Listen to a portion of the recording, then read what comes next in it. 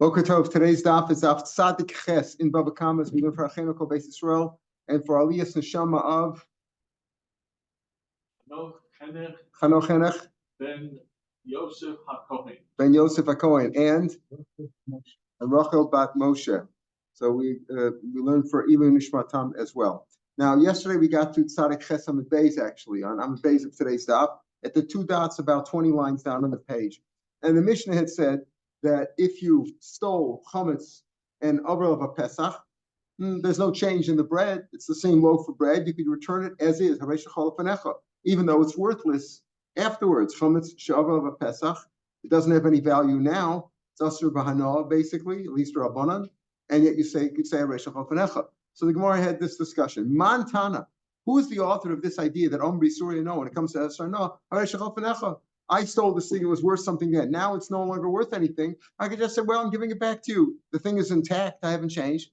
So Rav Chisda is Omer Rav Chisda, Rabbi Yaakov. So let's see, this is an issue over here. Rav Chisda says it only goes like Rabbi Yaakov. Where do we have Rabbi Yaakov Shita? The Tanya, shor shehemis, a shore that killed a person. And now you take the shore to the court, 23, to determine if you're going to sentence him to death.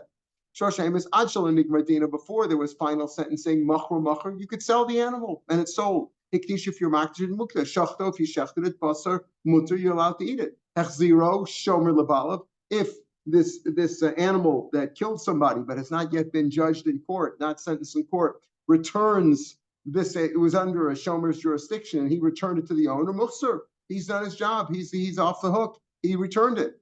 Misha nigmar dino, once it was sentenced already to death, now it's worth nothing. Machro and a machro, you can't sell it. It's not sold. You're selling something that's not worth anything. It's asur b'hana. See, it's supposed to be killed now. Hiktish, if you're makdid and muk, the shachto, if you shechted it, basar, sorrow asur, you're not allowed to eat it. Hechziro shomer lebalav, if the shomer was in charge of it, but now it's been sentenced to death, and now he tries to return it, eino muhsar, it's not returned. Why? Because it's not worth anything. I had an animal that was I gave you to watch, and it was worth something. Now it's been sentenced to death. Rabbi Yaakov Omer, Af Mishanig Martino, Hechziro Shamer Lebalav Muchsar. Rabbi Yaakov says no, even though it's asur b'hana, and now because it's sentenced to death, right, and you can't have an off from it, you can still return it. So Rav Chisda says that the author of our Mishnah, who says chametz v'avril of a Pesach, you could say Hareshach Alfanecha, you stole chametz before Pesach, and now it's after Pesach, you could just return it as is, even though it's worthless now. Who is that? Rav Chisda says that's Rabbi Yaakov Shita, who says that even in the case of sentencing an animal to death, you can, and you were guarding it, you can return it. You can return it. You say, I'm giving it back to you. That's Rav Chisda Shita. Rav Chisda has that the author of our Mishnah is Rabbi Yaakov. My love, Kamifli. What's the machlokas between Rabbi Yaakov and the Tanakama? Right? Rabbi Yaakov Savar Omen Bisureno Shafanecha. Even though it's asur b'hana, you could say, I'm giving it back to you. I don't care if it's worth nothing now. The thing is intact. Rabbanan Savar Eino Bisureno Shafanecha. And the Rabbanan don't say that. That's why they say that if the animal was sentenced to death, you cannot return it. You're not Yotzei. You're a shomer, didn't return it. You didn't do your job. You're responsible for it. So that's Rav Chisda Shita. So according to him, the author of our Mishnah is Rabbi Yaakov. Amalei Rabba. So Rabba disagrees. Says low. The Kuliyama, asur b'hana shel zvanecha. Everybody holds that even by asur b'hana, you can say shel dimkein if you b'chametz b'Pesach. Why are they arguing only about an animal that was condemned to death, sentenced to death? Talk about chametz b'Pesach. The Mishnah said chametz b'Pesach, right? That you return chametz b'Pesach, you share shel b'necha. And in this brisa, they don't argue about chametz b'Pesach. They don't argue about chametz b'Pesach or about these other things that right, a shor she'emes. They're only arguing about a shor she'emes before judgment versus after judgment. Why don't they argue about chametz b'Pesach like we saw in our Mishnah? They don't argue there. So Rabbi answered him. Lo, the kuliyam and Mr. Anar shachmanecha. Dim came. Why don't they argue about chametz b'Pesach? Chametz b'Pesach is also asur b'hana, and yet our Mishnah says you can return it. Elam Rabba hacha. So everybody knows. Rabba says that what Rav Chisda said that our Mishnah is only Rabbi Yaakov Shita, even though yes, at the end we'll see that it is Rabbi Yaakov Shita at the very end of the Mishnah, because the end of the Mishnah. You look back in the Mishnah two Dapim ago, it said, the animal was being taken out to be killed, skila, it means it's been sentenced to death. That part of the Mishnah certainly goes to Rabbi Yaakov. But the question over here is, who is the author who says in general, asur b'hana, you can say Rav Chisda, that's Rabbi Yaakov. Says Rabbi, no. Everybody holds it Asr Ba'Noah, you can still see Rosh Hashanah. Otherwise, why don't they argue about Chametz B'Pesach? And there's no argument about that. So if everybody holds that you could buy, even though it's Asr Ba'Noah, like Chametz B'Pesach, I could return it and say Haresh Chol. I could say, whatever it was, that something became invalid, or Behema ben Esavda Ba'Aveira, or Shenifsla Mi'agam Mizbeach. I could say, okay, listen, Haresh Chol. Everybody holds that, even if it's also something that's Asr Ba'Noah, like Chametz B'Pesach, everybody says that. So what's the machlokus by the animal that was sentenced to death? That the Rabbanan say if it's sentenced to death, you can't return it. And Yaakov says even if it's sentenced to death, you can return it. And your Yod say that way. So what's the machlokus there? Ella says Rabba, Ella Amarabba Hacha B'Gomen Dina Shal Shor Shal B'Fan Kibukti. Can you sentence a animal to death in absentia? The animal's not here. Can you do that or not? What are we talking about? You cannot sentence them. Yes, you have to sentence the animal to death, and it's a court of 23 and all that, but the animal has to be here. The Amr Lake, so the owner of the animal could tell the shomer, under whose jurisdiction it apparently killed somebody and was sentenced to death, had you given the animal to me, I would have put it out in the forest in a swamp somewhere. And since they can't sentence him to death when he's not there, the animal's not there, right? It's pretty hard to identify the animal. They all look alike, right? But the animal's not here. You can't sentence him to death. Had you returned the animal to me before you took him to court, I could have just sent him away and he wouldn't have been sentenced to death because he can't be sentenced to death in absentia. Now you've given the animal over to the court, in the hands of somebody that I can't fight with. I can't fight with the court because the court has witnesses that this animal killed somebody and they're going to kill him to death. It's your fault. That's what the Rabbanan say. It's not that something that's Asr B'Noah you cannot return. It's Asr B'Noah you could return, but over here, like in the case of Chametz B'Pesach, you stole Chametz before Pesach. After Pesach, you can return it and say, I'm giving you back your Chametz. It's the same thing. The reason that they disagree in the case where the animal was sentenced to death, that that's not a valid returning, is not because it's Asr B'Noah, but rather because the owner has a good argument. Why didn't you return the animal to me before? Why'd you take him to the court? You took him to the court, then I can't fight with him. Had you given him to me, I could have just sent the animal away, put him in a barn somewhere or out in the swamp or out in the field. They wouldn't have been able to bring him to court and the animal wouldn't have been killed. So it's your fault. That's why. For Rabbi Yaakov Savar, Gomen Din Shashor Shlo B'Fanav. Rabbi says no. You can sentence the animal to death even in absentia. So the animal would have been sentenced to death anyway. Domelei my Abdullah. What did I do? They would have sentenced to death anyway. So I didn't cause you any harm. The animal would have been sentenced to death anyway. I didn't do anything. It's what we call hezek shein and nikr. You can't see the damage, and even though it's Asr B'Noah, you can return it. So Rabbah disagreed with Rav Chisda. Rav Chisda said that who is the one who says that we by Isra Noah we say Haresh Chol V'Necha. That's Rabbi Yaakov. True, the end of the Mishnah is Rabbi Yaakov because the end of the Mishnah is talking about this case of an animal that was sentenced to death. Can you say Haresh Chol V'Necha? And that's Rabbi Yaakov. But the general idea that Isra B'Noah, like Chametz Pesach, is only Rabbi Yaakov, no, that could even be like everybody. Ashka Rav Chisda Rabbah, Rabbah Bar Shmuel. Rav Chisda though still wanted to maintain his argument, and he said that only Rabbi Yaakov is the one who says that something else about you could say Haresh Chol V'Necha. He found Rav Bar Shmuel. He was trying to find some support for his shita that it's only Rabbi Yaakov who holds that Asr B'Noah you could say Haresh Chol V'Necha.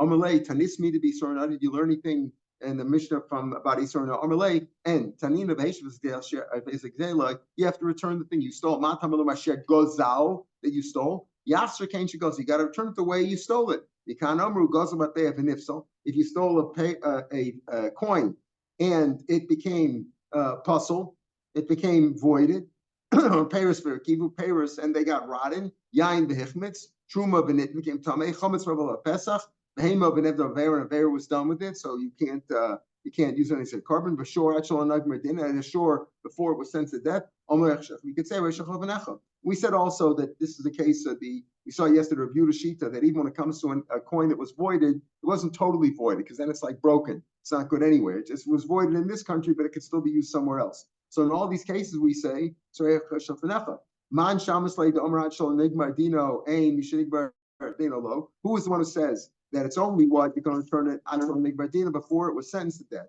After not, Rabbanan. That's Rabban B'Tani Rav Pesach.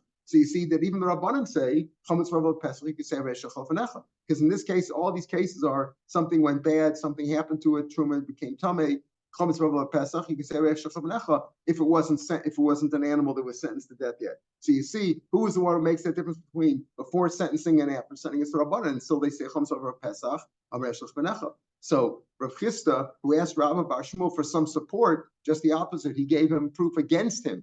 Because Rav Chisda says that the only one who said that Asr Ba'no, you could say Reish Chofanecha as Rabbi Yaakov, here it's the Rabbanan. Because the Rabbanan say it's only good, when can you say Reish Chofanecha? Only if an animal that wasn't sentenced yet. That's the Rabbanan sheet, not Rabbi Yaakov. And yet when it comes to Chametz with Pesach, something that's Asr Ba'no, they say you could say Reish Chofanecha. Amalei, Rav Chisda said to him, if you find the Bnei Yeshiva, Lo Temalu, don't tell them this thing below me. Don't mention this then, because this is another proof against me. So this is a support against me. So don't mention that. I don't want to be even more refuted. But he was refuted. So now in this last brayso, so we said Peres v'Yerkiva Mechshach Benechav. What do you mean? In our Mishnah we said if you stole fruits and they all went bad, so you were kona them. That's a shini masa, right? That's a change in the if it's not in the name, it's certainly in the substance. So you were kona them, and you have to pay for the payers. Why do you say Reish Chofanecha? Avatana Mishnah payers for kibum sham kishas like zayli. You got to pay what they were worth when you stole them. Now they're garbage. They're all rotted. Our Mishnah speaking about when they're all ruined, they all rotted. So that's certainly a change. And you were kona them by the change. The Gazlan was kona them, so he has to pay back kishas like zayli what they were worth when he stole. But over here, when only a little bit. Anybody knows if you have fruits in the house, little by little, they start to go bad. So if you stole a bushel of fruits and a few went bad, that's normal. That's normal. So then you could say Reish Chofanecha. But if they all went bad, that's already a change. Now, we've been talking about goes if you steal something, and what's the concept here? That if you steal something and there was a change made to it, either a change in the name or a change in the physical aspect of the item, we said, right? Whether it's, however, there was a change, Shini itself is Kona. Right? The name has to change, or if it's not, if it's considered an important change, like an animal that got old, all those changes makes the Gazlan acquire it. What about a craftsman? If a craftsman messed up something, right? Does he also acquire it? That's going to be our discussion right now. Says the Mishnah. You gave an item. We're going to talk about a shita table. Migdal, a shita is like a wagon that women sat in. It's like a little wagon. The box, a wagon table is a box, a chest. A migdal is like an aron, a closet or some sort. So let's say you gave something to a craftsman to fix. The koklon, he ruined it. He has to pay. He damaged it. He has to pay.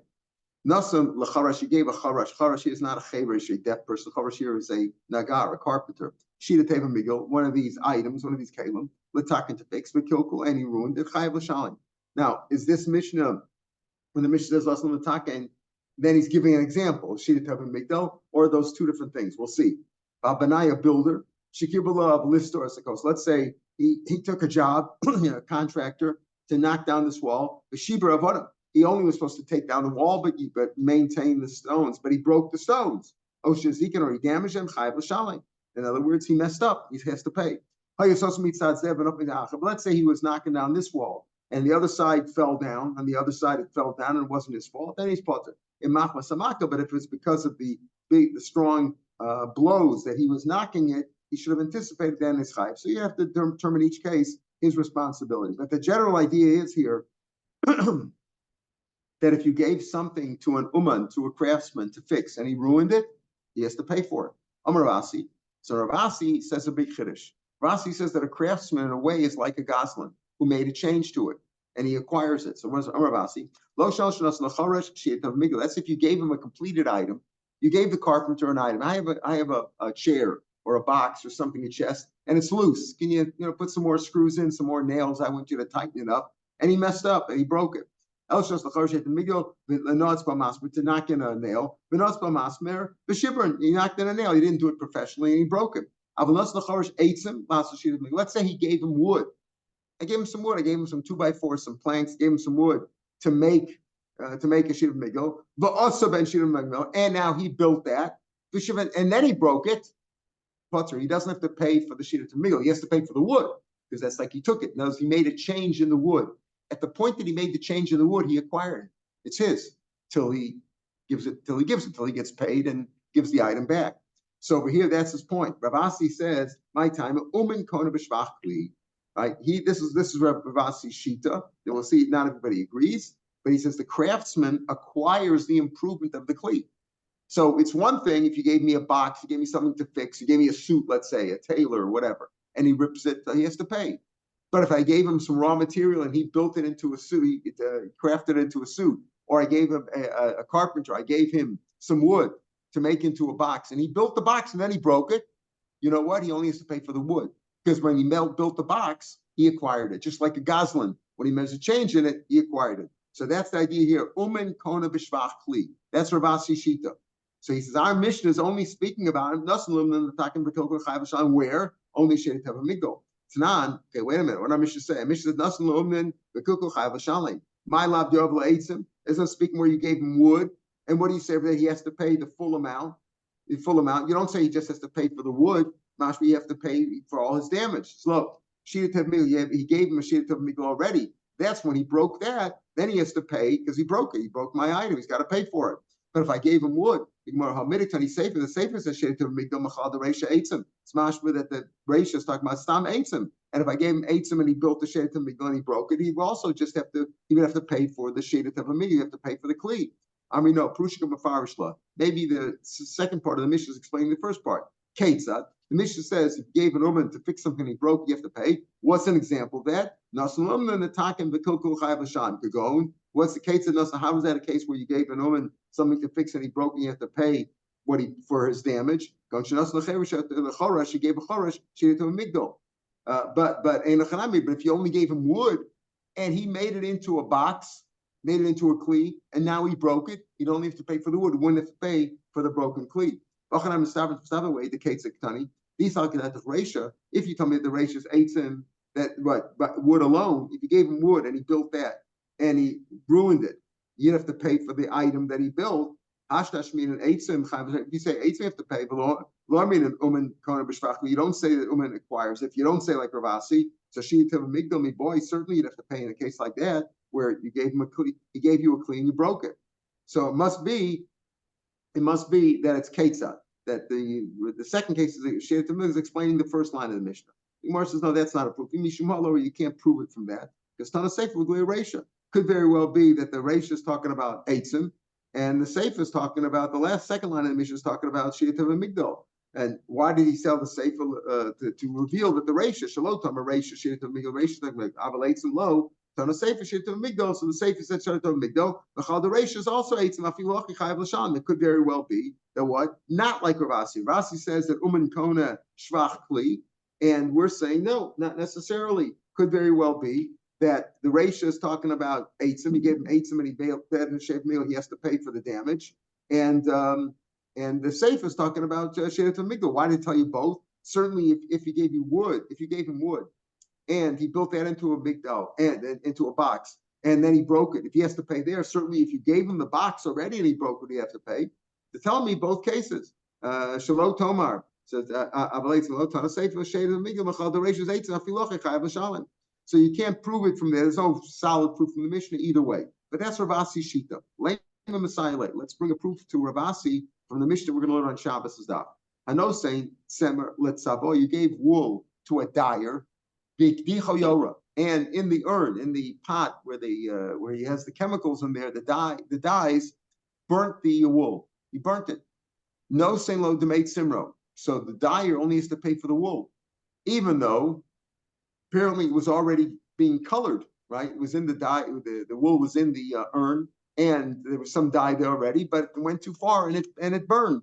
So why would he only have to pay for the tzemer? Why shouldn't he have to pay for the wool that was already improved? In other words, the wool was worth $10. He gave it to a dyer. The dyer put it into the urn, and it already started to be colored. Now it's worth $15, but then it got burnt. So why don't you say over here, so how much does the dyer have to pay? Only for the wool, the $10. Why does he have to pay $15? Because it was already improved. If it still belonged to the owner, if you say that the umen is not kona shvach kli, if he doesn't acquire it, so it belongs to the owner. So I should pay the $15 that already has the color in it. So that again, also they made some and made some shvach lo. Why not? Why shouldn't you pay for the shvach to elamai la? Lav shekticha lach and appeal. Isn't second where we burnt it after it was already fell into the pot, meaning it started to get coloring already, and then it got burned. Dika shvacha, there is some improvement, and you say that the dyer does not have to pay for the improved item. In other words, like the equivalent would be for the box that he had made, right? And here we're talking about the wool that he had colored. He only has to pay for the wool. Shmam, umin konesh vachli. The answer is because when the umin added the coloring, he acquired that extra part. Until he gets paid, it's his. Like a Goslin who made a shinu, he acquires it. So you see here also that umin's konesh vachli. Amr Shmuel. Now Shmuel here, Rashi tells us an important thing. Kaimal and Kishmuel bedina. We always paskin like Shmuel when it comes to dinim. So that's why Shmuel's answer is important. Amr Shmuel no, there was no improvement there. It burnt as soon as he put it into the urn. As soon as he put it into the kettle where he colored it, it burnt immediately. So there was no improvement. You can't say there was wool. It was improved, and then it got burnt. So you have to say, okay, does the dyer have to pay for the plain wool, or does he have to pay for the wool with the improvement? If you say that uman konesh vachli, he owns it, so he doesn't have to pay for the dye. He only has to pay for the wool itself that he ruined. But over here, it's not speaking about where it happened. It got colored and then it got burned. It all happened at the same time. They're like a shvacha. There was no improvement. That's why he pays for the wool. If it got burned after it fell in, would you say also no simro? That according to Shmuel, you would pay to make simra ushvacho. Because why? Because Shmuel maintained that umin is not kona the shvachli. The improvement that was made still belongs to the owner who commissioned him to do the job. Would you say that? So Lema Shmuel less than Ravasi. So far, then Shmuel doesn't hold Ravasi. Another Ravasi says umin kona shvachli, and Shmuel would say no, umin is not kona shvachli. Over here, it's speaking about where there was no shvach, but if there would be shvach, einachanami, the umin would have to pay not only the cost of the wool, but the cost of the improvement, because all along it still belonged to the owner, not to the umin, not to the craftsman. So, pardon? Becomes the craftsman as soon as it's a shini, right? He's going to the. That's the discussion over here. Does he cone it as soon as there's a shini or not? Ravasi says yes. Shmuel apparently says no. Yes, then he can do whatever he wants with it. Well, he can't go in it. He's the wool still belong. The wool, yeah. But he has an. You're right. He has an obligation. The Goslin could also do whatever he wants with it, but he has an obligation to return it. He has an obligation to get paid and give back the item. It belongs to him in the sense that yes, he's technically the owner, but you can't do whatever you want. You have an obligation to return it, just like a Goslin also. If he made a change to it, he can do whatever he wants with it, but he has an obligation to return it. But what does he have an obligation to return? The original item, the original wool, the cost of the original wool, like the cost of the original animal, the cost of whatever you stole. You're right. Okay, so Lema Shmuel less Ravasi. So Shmuel doesn't say. Shmuel, no, it could be Hachamayaskina. I'm not. Shmuel saying I'm not necessarily disagreeing with Ravasi. It could very well be that Uman is Kona Shvachli, that if he made a change, he owns it. But Hachamayaskina. So why over here you're saying that if the burning took place after the coloring started, he should have to pay for the Dmeit Semer Shvecha. Hachamayaskina go the Semer v'Saman Balbayis. Here it's speaking about where the wool and the chemicals, the ingredients and the dye materials themselves belong to the owner. That the dyer is just paying his wages to do the job. In other words, where the owner gave the dyer the wool and the dye material, and that's why you can't say that the dyer acquired the improved item because it was all that belonged to the owner. So if that's the case, he should give him back. If he burned it, he should give him back the wool and the ingredients, because the ingredients belong to the owner too. The owner gave him the wool and the ingredients. So if you messed it all up, give me back whatever you stole, whatever you acquired. So that would be the case. Shmuel is simply trying to refute the proof. In other words, we wanted to bring a proof to Ravasi. The Roman Konesh Vachli from the case of the dye, because he said over here, if it was burnt after the coloring was added, and the Mishnah says you got to return the wool. Why not the wool and the shvach? The answer is because the shvach he acquired it. The dyer acquired that when he made that change. He acquired that. Is that a proof? So Rav Shmuel says no, it's not a proof from there, because that case could be talking about where the burning took place before the improvement was made. In other words, he burnt the item as he put it into the kettle or into the urn, and therefore all he was saying is that you can't refute, you can't bring a solid proof to Rav Asi from there.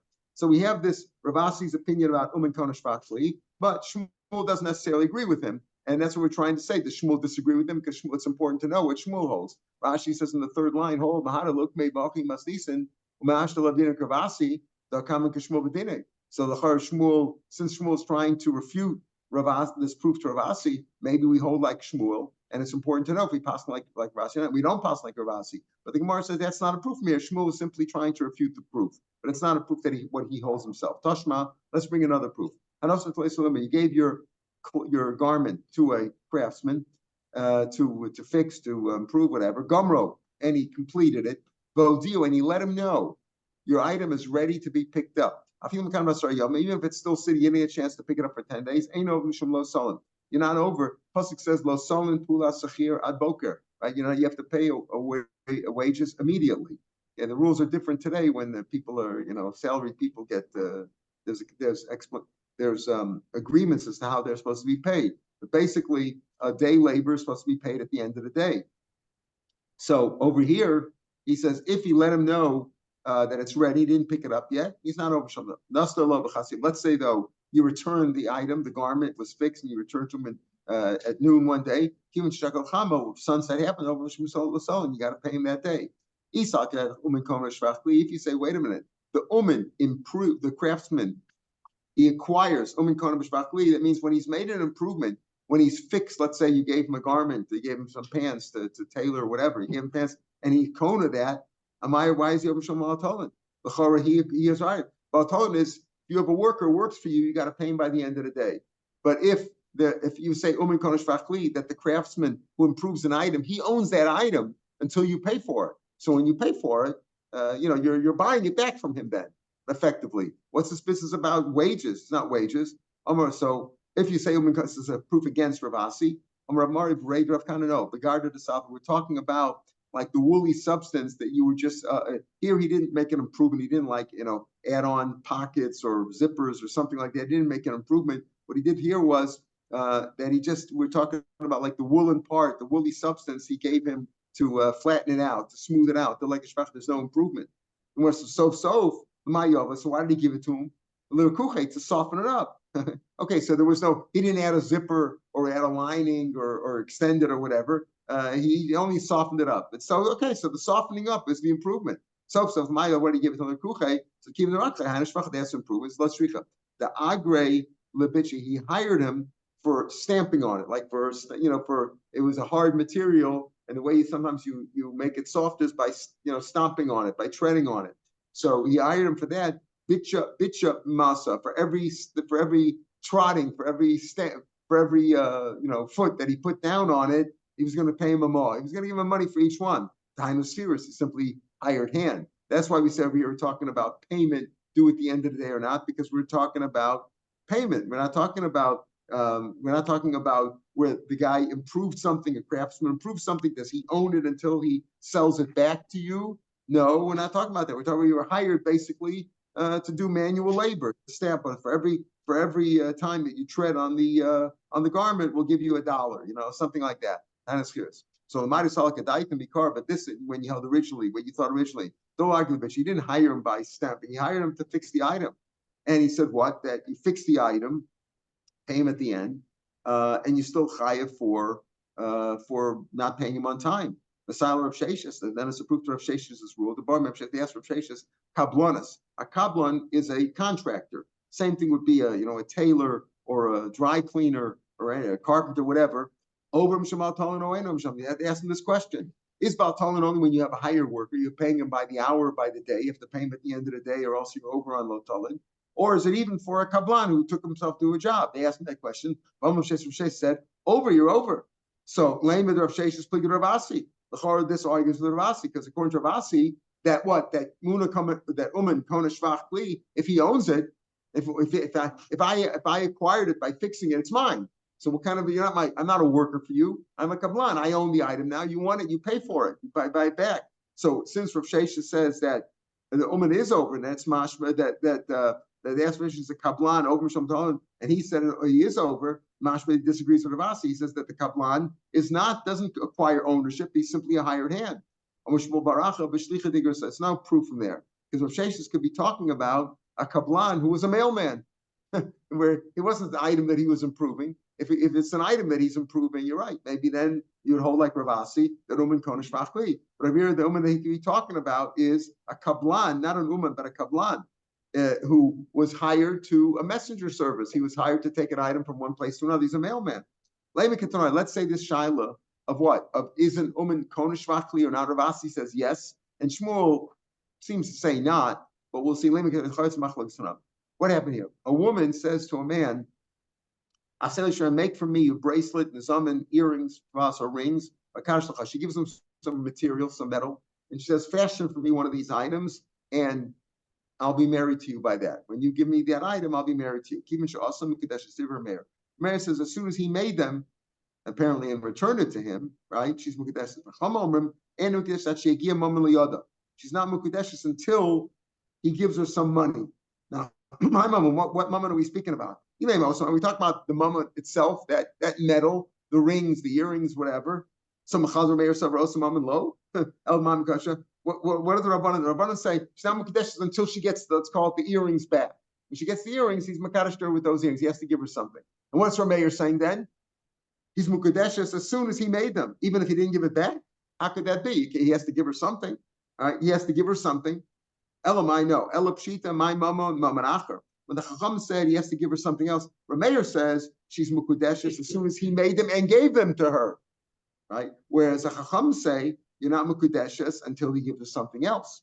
Right? Elapshita, my mama, mamanacher. According to Rabban say, if she just made them, what happened? She gave him material, and he said he had make me earrings, and then give it to make me earrings, and I'll get married to you that way. Rav Meir says, okay, when you give them back to her, when he gives her back the earrings, she's married. And the Chum say, no, now until he gives her something else. What's going on?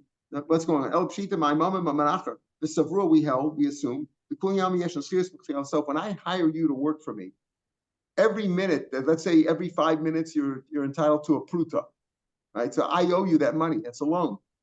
Right? You can't be mekadosh with a loan, right? If you lend money to a woman on Sunday, and you say on Monday, I'll tell you what, the money I lent you, be married to me with that money. That's your ring. Doesn't work. Why? Because milvah saw it. Milvah is meant for spending. It doesn't. Not here right now. So we're assuming everybody holds when it comes to yeshon chiyus mechiyavat so that when you're hired, every minute that you gather up a pruta of work, that you've done a pruta of work, I owe you that money. That's a loan. Because everybody holds it, you can't be mekadosh with a loan. My love, maybe that's the machlokas here. This child that Ravasi brought up. Does an umin kohen it or not? Right? Rav Meir Savar umin kohen b'shvachli. What happened? She said to the man, make me a set of earrings and I'll get married to you. Okay. So he made her the earrings. He acquires it when he made it, right? It's his now, and he gives it to her. Fine. But Rabban Sabri ain't umin kohen b'shvachli. No, he doesn't acquire. The item still belongs to her. So what did he give her? How is she married to him? So Rabban say you only get married if you give her something else. Even though she said to make me these earrings and I'll be married to you, but the earrings belong to her the whole time. The metal belongs to her. So he's not giving her anything. That's why the Rabbanan say you're not married unless you give her something else. So that's a machlokas here. But the Shiloh Ravasi and Shmuel is umin kohen b'shvachli or not? Maybe that's a machlokas here. Or Meir says umin kohen b'shvachli, and Rabbanan says ein umin kohen b'shvachli. You notice the Rambam second of here on ein umin kohen b'shvachli. The Rabbanan that the Rambam says that we don't hold like Ravasi ein umin kohen b'shvachli. Right? So the Gemara says, look, it's no proof from here. It could be everybody holds like the Rambam says, here's a machlokas. When you're hired, what happened? She gave him the earrings to make. And as he was making them, she owed him money, right? She owed him money. Every 5 minutes that he worked on it, she owed him some money. Right? That question was no, she only owes him the money at the end. She doesn't owe him any money while he's working. So there's no loan over here. When at the end, when he's finished making it, he gives it to her. And that's it. They're fine. Right? At that point, what does she owe? When he finished making the earrings, she owes him $10, let's say, for making the earrings. So he says, okay, instead of the $10, I'm giving it to you right now. I'm giving you this item. It's owe me at the end. There's no outstanding loan. As soon as it's finished, I'm giving it to her. At that point, you're married. Okay, it's a loan. It's outstanding all along. Every 5 minutes that he works on it, she owes him a nickel or he owes him $1. and then he's trying to get married to her with that loan. He can't get married with the loan. Or you can say everybody holds that it's an outstanding loan as you work for him. The machlok is good for that shaila we had in kedusha and Daf Hayomi and Beis came kadosh to the milva. Rav Meir Shapiro kadosh milva kedushes, even though milva not saw it, but he also you could be kadosh with that. Rabbanan said kadosh milva and kedushes. Maybe that's machlokas. Rav Amar the kuli alma yeshus gives with so. Everybody holds that the skiris you owe her the money all along. That she owes him the money for making the earrings all along. Everybody holds like the psak in the Gemara and Kedusha that everybody else like we hold that Omen doesn't require it. Yes, she couldn't get married to him with the work that he did in making the earrings for her. Why? Because she owes him the money all along. That's a milva. You can't be cash with the milva. And he doesn't own it, right? So he's not giving her anything. What's the over here is yes, she gave him the metal, but then he added a little bit extra from himself. He added a little pearl onto it or whatever. He added a little from himself. If you're Makadosh Anisha with a loan, outstanding loan, that doesn't work. Yes, but he gave her a pruta also. What is she thinking about? She's thinking about the pruta. Therefore, it's a good marriage. Rabbanan Savri milva pruta daita milva. Her thinking about the loan.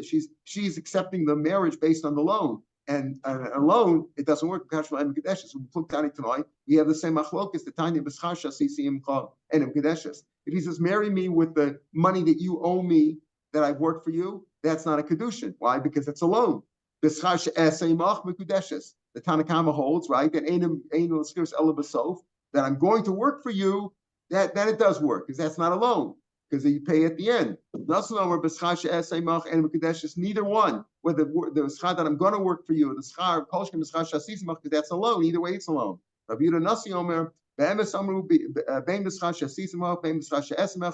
I'm with the schar that I work for you, which is a loan, or whether the work that I'm going to do for you, which is also an Ein Mekudeshes, if you added a little thing extra, a little pearl or a little item onto that, then Mekudeshes. Why? Because Bein Tanakama and Rasim the Machlokas is Schiris is Schiris of the sofa, not the Tanakama holds and Schiris of the sofa, and Rasa says Yesh and Schiris Mutzil sofa. Ben Reb Nasi, Reb Yehuda Nasi, Ikebenayo Milva Pruta. When he added something on, is her mind on the loan? Then it wouldn't be a marriage because Ein Mekashel Ein Kedeshes, or is her mind, her thoughts are on the pruta that he's giving her. He says, I lent you money yesterday, $10, or you owe me $10 for work. That's a loan. Marry me with that $10 plus this little extra coin that I'm giving you here, this little extra pruta. She's thinking about the pruta, and then it is a good marriage. So that's why.